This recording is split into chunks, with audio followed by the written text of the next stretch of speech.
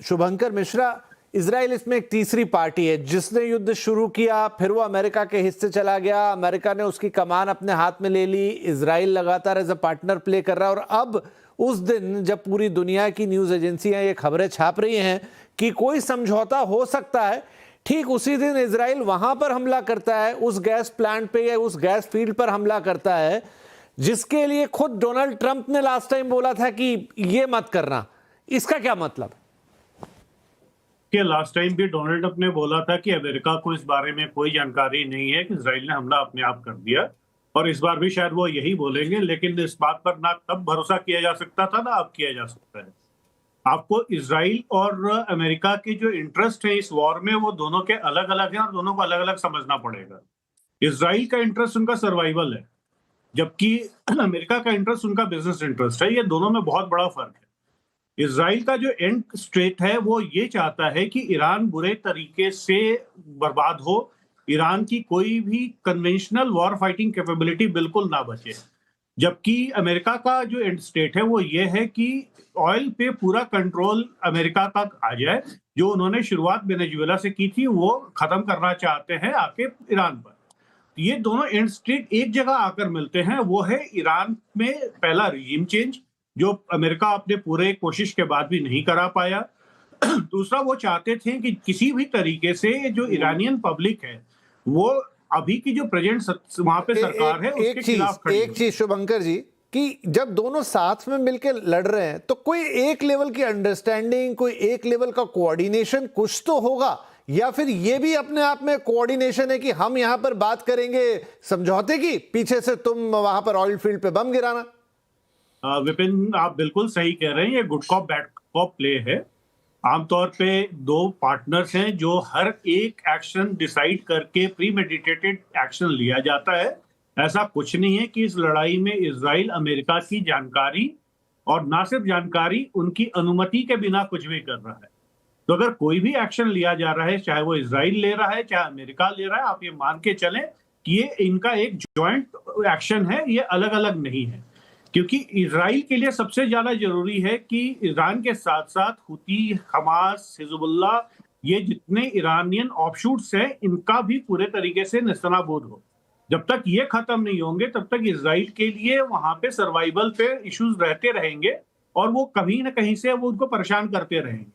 तो इसलिए इजराइल अपने मुद्दे पे है।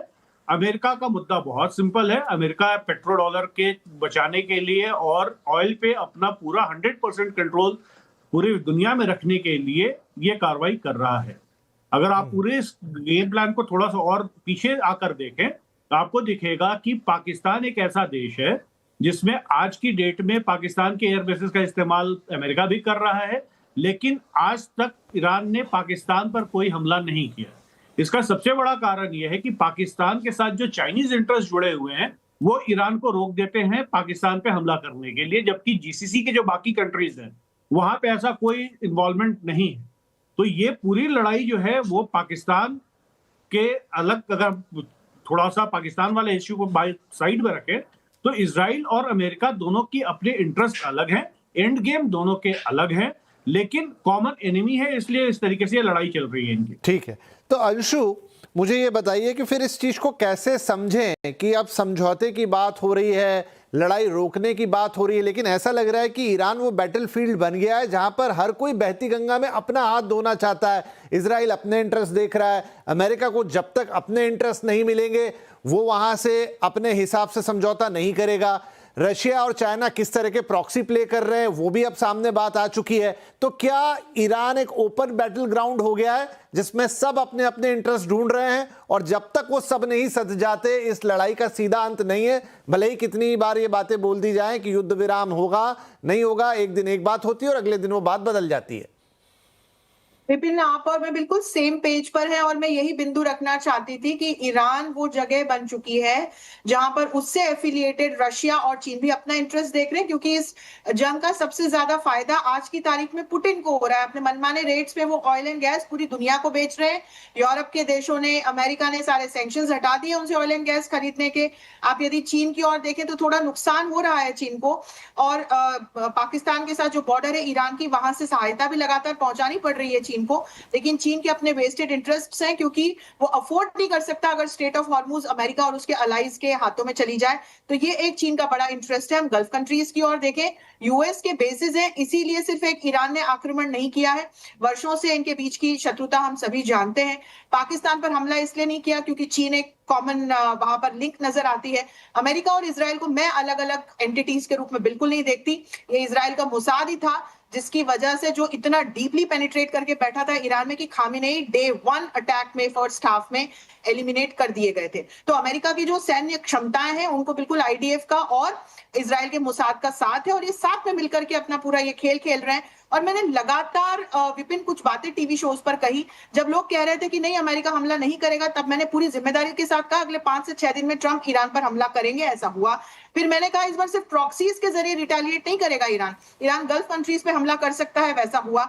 अभी जब ट्रंप ने सीज फायर के स्टेटमेंट्स दिए, मैंने लगातार इस बात को कहा कि मुझे कोई सीज फायर होता हुआ नहीं दिखाई पड़ रहा है, क्योंकि ट्रंप के स्टेटमेंट्स कुछ और आते हैं, एक्शंस कुछ और दिखाई पड़ती है। और फिर पाकिस्तान को जब मध्यस्थ बनाने की बात की, तब भी मैंने इस बात को कहा था कि पाकिस्तान की मध्यस्थता में मुझे कोई सीज फायर होता हुआ नजर नहीं आ रहा। वो फिर अब हमने ईरान के स्टेटमेंट्स आते हुए देखे जिसमें ईरान ने कहा कि यदि मध्यस्थता की बात होगी भी तो वो इस्तांबुल या ओमान की तरफ जाएंगे, न कि पाकिस्तान की तरफ। और ट्रंप का आज 6 अप्रैल की दिनांक को भी मैंने बहुत जिम्मेदारी पूर्ण तरीके से अलग अलग चैनल्स पे कहा था कि 6 अप्रैल के बाद युद्ध का एक नया अध्याय खुलता हुआ दिखाई पड़ेगा, और वो आज में दिखाई पड़ रहा है। इजराइल ने न सिर्फ पार्स पर हमला किया है ईरान के, इसके अलावा आप देखिए लेबनान में एक नया युद्ध का पूरा चैप्टर खोल दिया है। वहां पर आईडीएफ ने एक बड़ा हमला कुछ देर पहले ही किया है।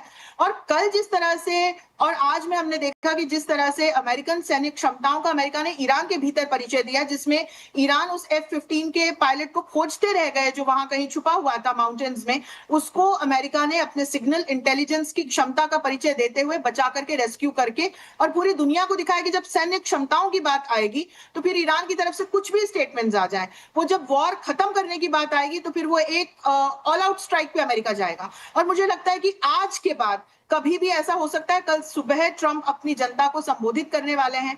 एक्सपर्ट्स ये कयास लगा रहे हैं कि वो शांति वार्ता की बात करेंगे। मुझे लगता है कि वो एक टेक्टिकल उनका इसको कोशिश कह लें कि वो एक टेक्टिकल कोशिश है, और यही एक टेक्टिकल पॉज भी था जो शांति वार्ता की बात या मध्यस्थता की बात के जरिए या कि युद्ध खत्म हो जाना चाहिए के स्टेटमेंट्स देने के जरिए ट्रंप ने अभी तक बाय किया। कल सुबह के बाद मुझे लगता है, परसों का उन्होंने समय दिया भी है कि इसके बाद से वो ईरान पर एक ऑल आउट स्ट्राइक या जो एनर्जी कैपेबिलिटीज है वहां पर स्ट्राइक्स करेंगे, और वो मुझे होती हुई दिखाई पड़ रही है। अभी भी जो ये पूरा F-15 मिला है वो आप देखिए विपिन, वो इस्फहान के बहुत पास मिला है। 45 किलोमीटर की दूरी कोई दूरी नहीं होती, बहुत पास में वो एक निशाना था। और हम जानते हैं कि किस तरह से 441 किलो का जो पेलोड है या 60% एनरिच्ड यूरेनियम अभी ईरान के पास है, उस पर भी कहीं ना कहीं अमेरिका की नजर है। तो आप स्टेटमेंट्स को और एक्शंस को जब अलाइन करके देखें और सारे स्टेक होल्डर्स के इंटरेस्ट्स को देखें, तो फिर मुझे नहीं लगता कि अभी युद्ध समाप्त हो।